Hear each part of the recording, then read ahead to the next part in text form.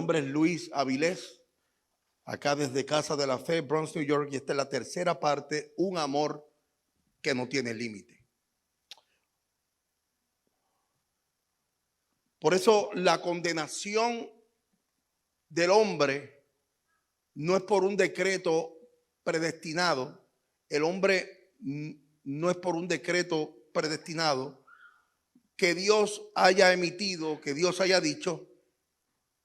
El hombre prefirió darle la espalda al Señor, a su Dios, y por ende fue el hombre que decidió la muerte en vez de la vida en el huerto del Edén. Juan 3:16 es el texto por el cual es la idea y el tema central de toda la palabra.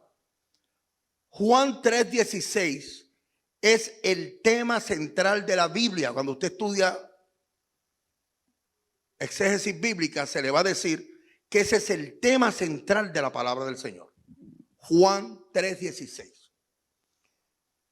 Porque de tal manera amó Dios al mundo, que Dios dio a su Hijo unigénito para que todo aquel que cree en Él no se pierda, mas tenga vida. Utiliza aquí un calificativo de creer en Él. Cuando tú crees en alguien es porque lo conoces y porque tienes intimidad con esa persona. Y en el orden de nuestra trayectoria a la salvación, Dios el Padre encomienda al único unigénito a una tarea redentora, sacrificial, y el Hijo se expresa al Padre de esta forma. En Hebreos 10, 5 al 7, por eso Cristo, al entrar en el mundo, le dijo a su papá, Dios, no quieres sacrificios, no quieres ofrendas, sino que me has dado mi cuerpo.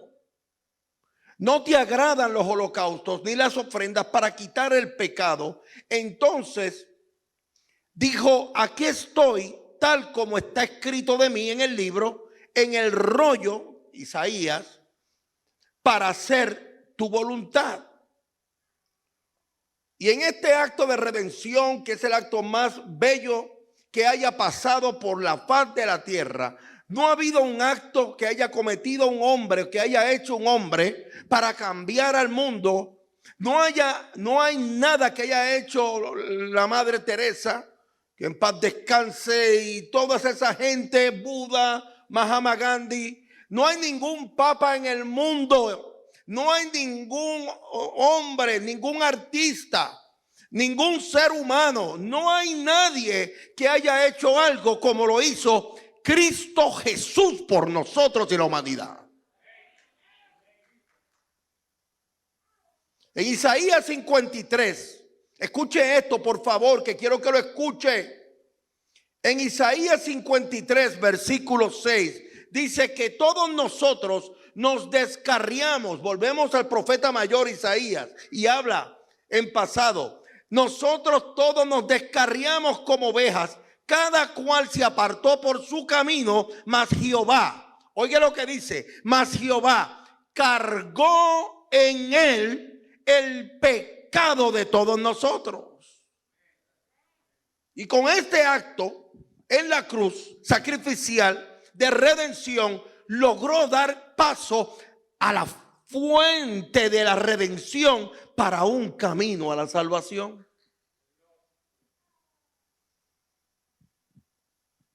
Es cuestión de creer en Él. Y el que persevere hasta el fin, ese será. Pero es preciso que cada uno de nosotros aceptemos y nos apartemos de todo mal. Es necesario que los hijos de Dios que creamos en Él tenemos que apartarnos de todo mal para hacer nuestra la redención y salvación preparada por Cristo y que obtendremos en el gran día, el día del Señor. En el versículo que hemos leído anteriormente, Juan resume toda la historia de la salvación, tanto que Martín Lutero dice claramente que es la Biblia en miniatura, y esto lo he dicho antes, Juan 3:16. Y cuando tú escuchas esto, no es lo mismo cuando tú lo digieres y lo puedes estudiar, porque de tal manera amó Dios al mundo. El amor en su origen más alto dice que amó en pasado, amó Dios, el amor en su más amplio alcance a todo el mundo. Juan nos presenta la grandeza del amor de Dios. Y yo voy aquí detallando esto porque un amor tan grande, incomprensible, que no se puede entender a la razón humana. Yo decía la semana pasada, tú podrás morir por tu hijo. Tú puedes morir yo muero por mi hijo, pero morir por el mundo entero es un amor incomprensible. Segunda de Corintios, capítulo 8, versículo 9.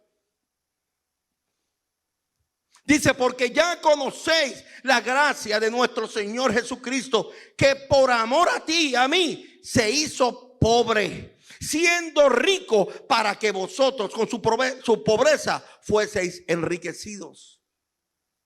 Es un amor que se desborda en un manantial hacia el hombre, hacia mí como hijo. Romanos 5:8.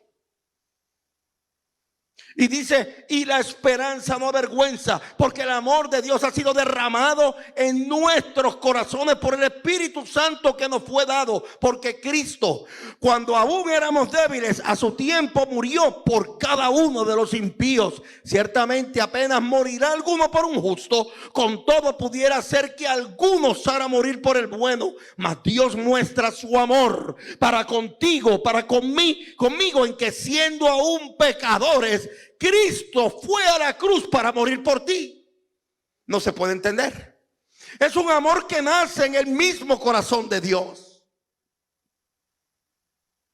Que nace en el mismo corazón de Dios. Efesios 1, versículo 5.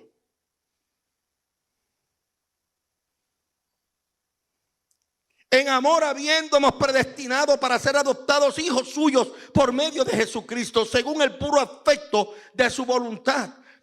Y primera de Pedro dice 1, versículo 2, elegidos según la presencia de Dios, la presencia de Dios Padre en santificación del Espíritu, para obedecer y ser rociados con la sangre de Jesucristo. Gracia y paz os sean multiplicadas.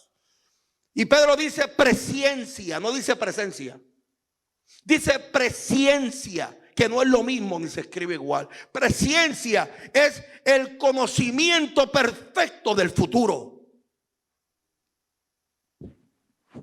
Y cuando voy a la carta a Timoteo, segunda de Timoteo 1, 9 al 10, algo que a mí me vuela la cabeza es cuando el apóstol Pablo le dice a su hijo Timoteo, quien nos salvó y llamó con llamamiento santo, no conforme a nuestras obras, sino al propósito suyo y la gracia que nos fue dada en Cristo Jesús antes de los tiempos de los siglos. Lo que significa que ya yo estaba en el plan perfecto de Dios antes que se hiciera una molécula en el universo. Ya yo estaba en el plan del amor de Dios para estar hoy aquí predicándole a cada uno de ustedes.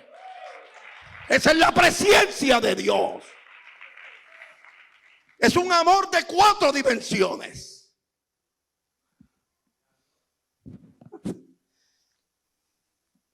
Solo se puede entender alguien que conozca el amor de Dios. Tú puedes hablar del amor de Dios. Tú puedes hablar de amor cuando conoces el perfecto amor. Yo le decía a una de mis hijas ayer, a Bela, o sea, es imposible uno llamarse hijo de Dios, cristiano, y no hablar de amor. Y no decirle a tu compañero, a tu prójimo, te amo. Esto no se puede entender. Porque el primero que te dijo te amo fue Dios, antes de que tú nacieras. Solo se puede entender en parte cuando Cristo habita en el corazón. Efesios 3, 17 al 19.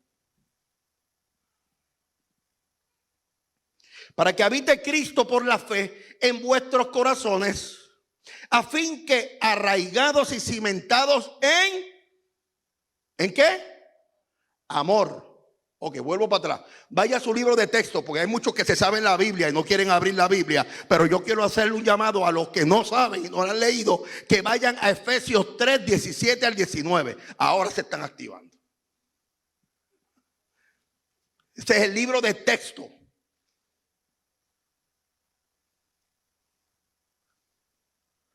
Para que habite Cristo por la fe en tu corazón, en mi corazón, a fin de que arraigados y cimentados seáis plenamente capaces de comprender con todos los santos cuál sea repita conmigo, la anchura, la longitud, la profundidad y la altura, y de conocer el amor de Cristo que excede a todo conocimiento, para que seáis llenos de toda la plenitud de Dios. Por eso es imposible. Tú no puedes medir el amor de Dios. Es imposible, es inmedible, no se puede medir, porque es demasiado ancho, es demasiado profundo, es demasiado largo, es demasiado profundo y alto para poderlo conocer en su totalidad. Es un amor manifestado desde la eternidad. Segunda de Timoteo 1:9. Y volvemos al mismo, quien nos salvó y llamó con llamamiento santo, no conforme a nuestras obras, sino al propósito suyo y la gracia que nos fue dada en Cristo Jesús antes de los tiempos. Es un amor que alcanza a toda la humanidad. Primera de Juan 2:2.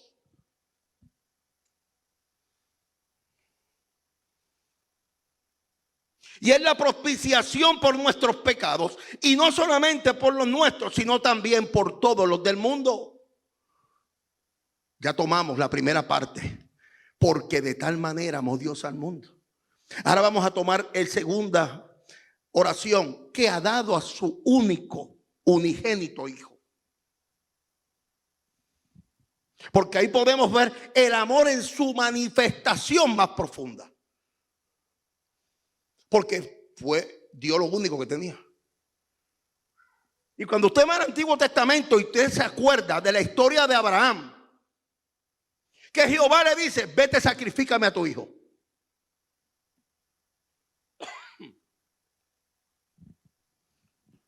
Isaac, el único. Sara lo tuvo a los 90 y tantos. El único hijito le dijo a Jehová, vete, sacrifícamelo. Abre allí un holocausto y dale fuerte. Y dice la palabra que Abraham fue y llevó a su unigénito hijo. Y fue directamente al holocausto. Ahí nos podemos ir al exégesis. Nos damos cuenta que hubo un tiempo en Mesopotamia que sacrificaban niños para Jehová. No vamos a entrar en eso. Pero Abraham no discutió. Dijo, voy para allá a sacrificar a mi hijo. Y dice que cuando estaba en el holocausto, antes fue con unos siervos y le dijo a los siervos, Lorey, espérenme aquí, que iremos, adoraremos y volveremos. Qué fe tenía el tipo. Eso te pasó muy duro. Están pendientes al pernil y al arroz con gandules. Le dijo claramente a los siervos, espérenme aquí. Jehová le había dicho, vas a sacrificarme a Isaac. Vete, llévalo al monte, dale para abajo al tipo que es mío. Pues Abraham le dijo a los siervos, espérenme aquí, que voy para allá arriba, iré, adoraremos, mi hijo y yo, y volveremos. Mira lo que es la fe.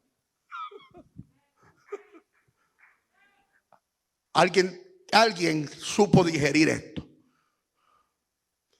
Y dice la palabra que estaba ya listo con hacha y machete para poder, y puso al niño, y el niño le preguntaba: papá, pero ¿dónde está el cordero? ¿Dónde está el carnero? ¿Dónde está el animal del sacrificio? Y me imagino que en esos minutos se le hace difícil a un padre que ama contestarle esa pregunta. El niño no va a contestar, el niño lo que va a hacer es correr. Se mantuvo callado. Y dice la palabra que cuando tomó el cuchillo para sacrificar, allí escuchó la voz que dijo: allí está el cordero del sacrificio. Se cumplió la palabra que el mismo Abraham dijo: iremos, adoraremos y volveremos. Y allí se manifestó la gloria del Señor. Lo mismo pasó con nuestro Dios, porque nuestro Dios, en su manifestación más profunda, constituye ese amor en un puente que nos conduce a Dios a través de su Hijo Cristo. Porque había un abismo que nos dividía y nadie podía atravesar por él. Dice Isaías 59, vaya a su libro de texto, 1 y 2, dice: he aquí que no se ha cortado la mano de Jehová para salvar, ni se ha grabado su oído para oír, pero vuestras iniquidades te han hecho división entre vosotros y vuestro Dios, y vuestros pecados han hecho ocultar de vosotros su rostro para no oír. Por eso el Padre le encomienda una obra sacrificial en la cruz a su Hijo. Su Hijo se quita las vestiduras reales para ponerse el traje de siervo. Dice claramente Filipenses: el cual, siendo en forma de Dios, no estimó al ser igual a Dios como cosa que aferrarse, sino que se despojó a sí mismo, tomando forma de siervo, hecho semejante a los hombres. Y cuando yo voy al libro de Lucas, a mí me bendice tanto la escritura de Lucas, porque dice claramente: os ha nacido hoy un Salvador. Porque se hizo hombre para que seamos hijos de Dios. Se hizo pobre para que nosotros fuéramos ricos.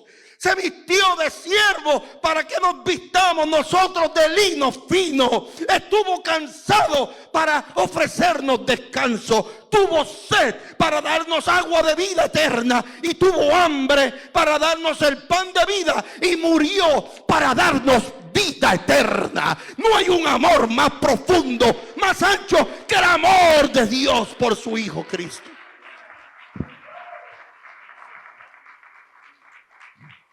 ¿Qué amor más grande que este, brother? Mira, tú mismo que estás mirando para el lado, para que todo aquel que en él cree no se pierda. Por eso es el amor en su más alto propósito. El propósito es para que no se me pierdan. Voy a enviar a mi Hijo para que no te pierdas, para que todo aquel que en él cree no se pierda, mas tenga la vida eterna. Por eso la salvación del hombre es planificada en la eternidad. ¿Quién salva? ¿Cómo salva? ¿Y cuándo salva? La humanidad gira totalmente en Cristo. Primera de Corintios 15, 45. Así también como está escrito, fue por un primer hombre, Adán, alma viviente. El postrer hombre, Adán, Cristo, espíritu vivificante. Por eso la obra del segundo deja totalmente sin efecto lo que pasó con el primer Adán. La obra sacrificial de Cristo por toda la humanidad deja totalmente enterrado lo que Adán había hecho para nosotros ser afectados. Ahora yo no tengo que estar preocupado por la religión, porque a mí un solo sacrificio me conduce a Dios directamente. Ese es el amor y esa es la mejor Navidad que podemos pasar.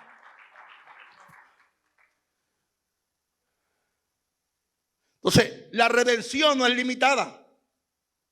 La redención no es limitada. Acuérdense que yo tengo siempre una situación, porque hablamos de salvación, pero nosotros vamos en camino a conquistar la salvación. No estamos salvos. Usted hace algo y te mandaste a freír. No sea que después de haber predicado tanto y dado tanto, y después que yo haya hecho todo esto, sea descalificado. Por eso esto es bien importante que usted entienda. Está en un hilo bien fino. En un hilo bien fino. La redención no es limitada, puesto que Cristo murió por todos. Segunda de Corintios 5:14. El amor de Cristo se ha apoderado de nosotros desde que comprendimos que uno murió por todos y que por consiguiente todos han muerto. La condenación es por el rechazo consciente y voluntario del evangelio. Si tú rechazas, alguien me decía en estos días, oye, ¿supiste que fulano es un apologista que yo seguía mucho? Muchas cosas que yo escucho, que yo las paso por alto, hay otras que las escribo, porque no todo lo que uno dice es revelación. Puede ser revelación humana. ¿Supiste que fulano ahora renunció y ahora es católico y defiende el catolicismo y el purgatorio? Y yo le dije, pero es que todos somos católicos. A mí me gusta ser un poquito controversial a veces. Católico porque el término católico es universal. Significa universal. Quiere decir que todos nosotros de alguna manera estamos ejerciendo un catolicismo. No te preocupes, Félix. No te vayas. Estás en el sitio correcto. Estás en el sitio correcto. No vayas a salir corriendo por ahí. ¿Qué le pasó a mi pastor? Espérate que... No. Pero dentro de cualquier liturgia o gremio religioso, si tú invalidas el sacrificio de Cristo en la cruz, tienes un problema grande. Porque yo decía hace unas semanas atrás que mi Dios opera en la ignorancia del hombre. Y puso el ejemplo de Titi Cookie. Titi Cookie, cuando fuimos al convento. Y yo vi el rostro de esa mujer, era como un ángel hablándome, una monjita.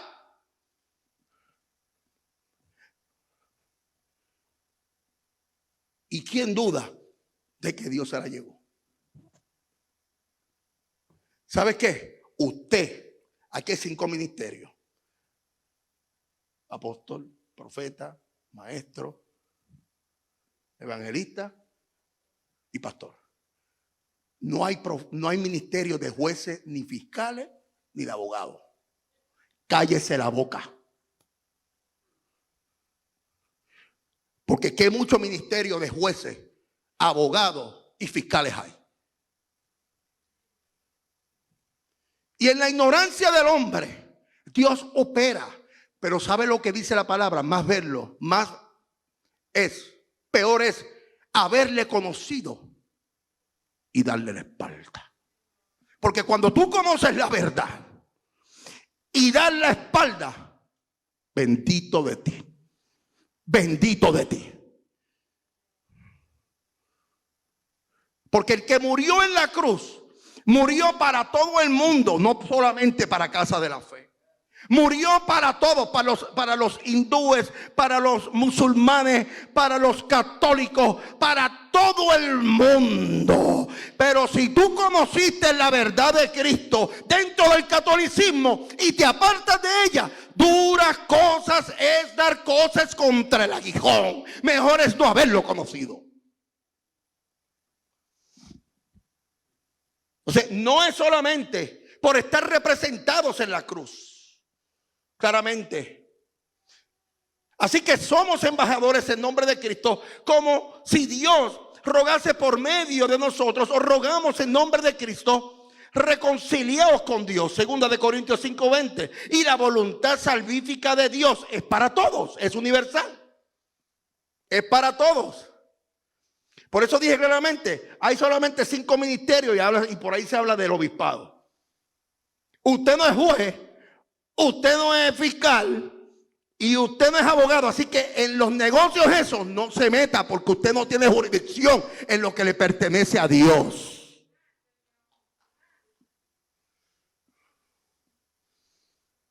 Y eso es algo horrible, porque si Jesús murió en la cruz por todo el mundo, murió por mi hermano, por mi prójimo y por mí también. Primera de Timoteo 2:4. El cual quiere que todos los hombres sean salvos y vengan al conocimiento de la verdad.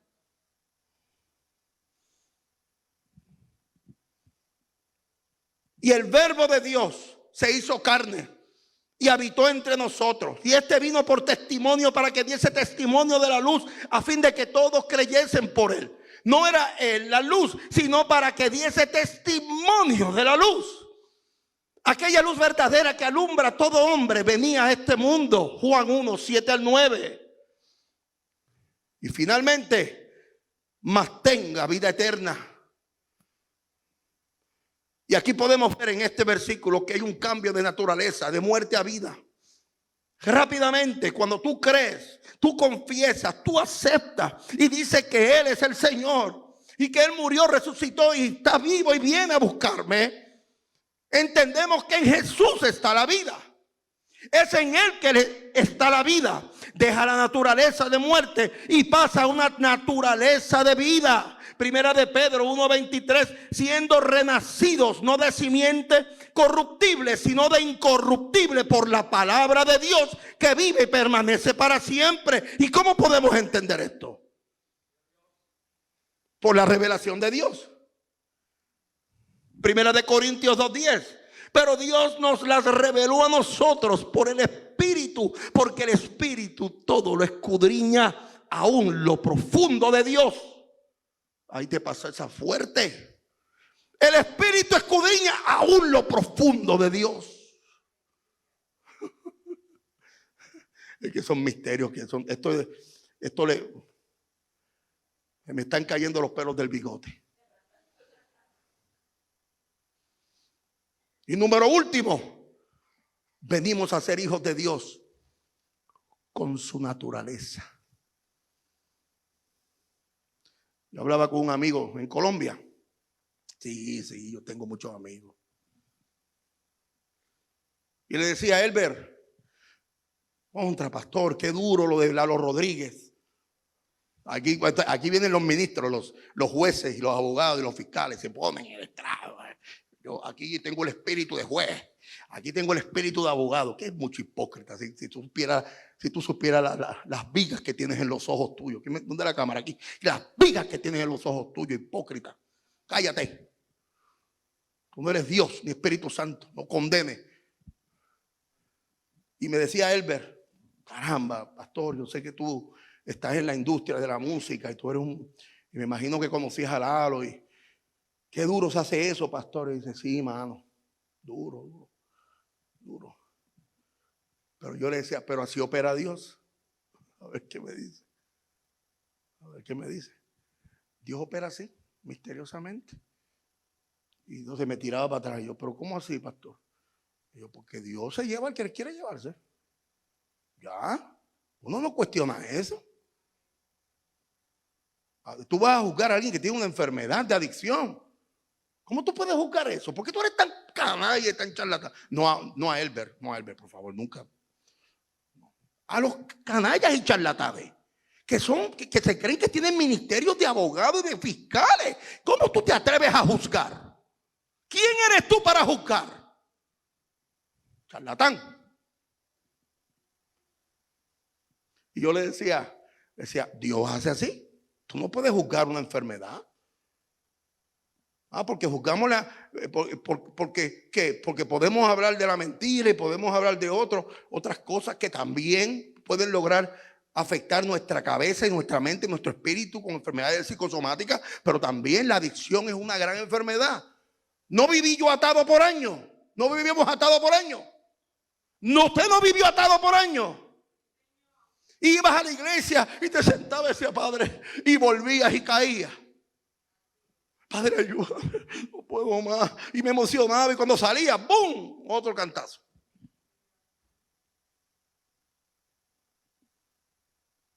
Y yo decía claramente, le decía a Elber, mira papito, te voy a decir algo, sin que se me quede nada por dentro. El alma le pertenece a Dios y punto.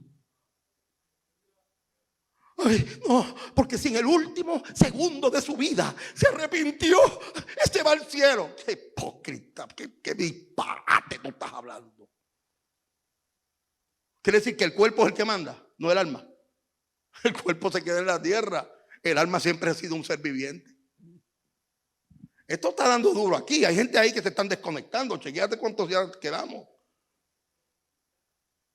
Porque si tú no entiendes que tú eres un ser tripartito y que lo que va al Padre es el alma y el espíritu, pues búscate a alguien que te lo explique.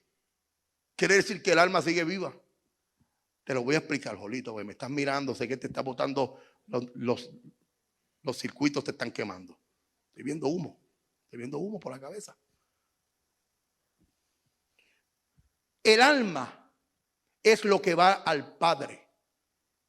Y el espíritu, el cuerpo queda en la tierra. O sea, mira cómo dicen ustedes, los pentecostales, que en paz descanse. ¿Descansa de quién? Si que muere, vive en Cristo, no descansa. El cuerpo es el que está en la tierra. Y claramente, cuando el alma va al Padre, la jurisdicción primera le toca al Padre. Porque ¿quién fue el que dio a su único hijo para morir en la cruz por todo el mundo? Dios. ¿Y quién fue a la cruz? Jesús. Y en la cruz sucedieron 3 milagros poderosos con la muerte y derramamiento de la sangre del hijo. ¿Ustedes saben cuáles son? Se los voy a explicar. Allí en la cruz, Jesús pudo ganar la batalla a Satanás del alma tuya y mi alma. Porque la jurisdicción primera, antes de la muerte de Jesús, era Satanás. Me están mirando como si fuera un ser extraterrestre. A mí me gusta que me miren así. Allí en la cruz, la primera batalla fue: papito, dame las llaves de la muerte. Son míos y por él yo estoy muriendo yo. Por Adamari, por Jorge, por Desiree, por Cristian, por Papito, por Sari. Esos son míos. Así que la muerte ahora me toca a mí. ¡Bum! La primer milagro, le sacó las llaves de la muerte a Satanás. Segundo milagro, restaura la naturaleza. ¿Por qué? ¿En dónde murió el maestro? En un madero. ¿Y de dónde salió el madero? De un árbol. Quiere decir que lo primero que se restauró, la sangre de Cristo restauró rápidamente la naturaleza. Ya Satanás no tiene jurisdicción sobre la naturaleza, ni de la muerte ni de la naturaleza. Y porque de tal manera amó Dios al mundo que envió a su unigénito hijo, para que todo aquel que en él cree no se pierda. Ahora, para que tengamos el tercer milagro, la vida eterna. No le demos gloria a Satanás. Perdiste en la cruz. Eres un payaso, Satanás. Y nadie puede juzgar a nadie, porque Dios sigue siendo dueño de toda alma viviente. Para la gloria del Señor. Denle un aplauso al Señor.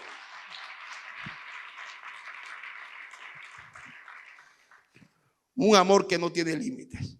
Por eso Dios torna lo imposible posible. Dios torna nuestro lamento en baile. Dios torna lo natural a lo sobrenatural. Dios torna lo ordinario a lo extraordinario. Dios torna un corazón muerto o a un corazón a la vida en Cristo para la gloria de su nombre.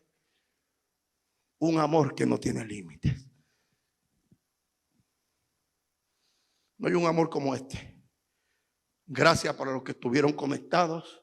Dios les bendiga. Me despido de acá y me despido de Facebook. Espero que esta palabra haya hecho rema en tu corazón. Fue para nosotros un privilegio el que tú hayas estado con nosotros. Si quieres contactarme, Puedes llamarme 24 horas los 7 días de la semana al 561-602-5331. Esto es Casa de la Fe. Esto es una iglesia de amor, de fe y de esperanza. Dios te bendiga.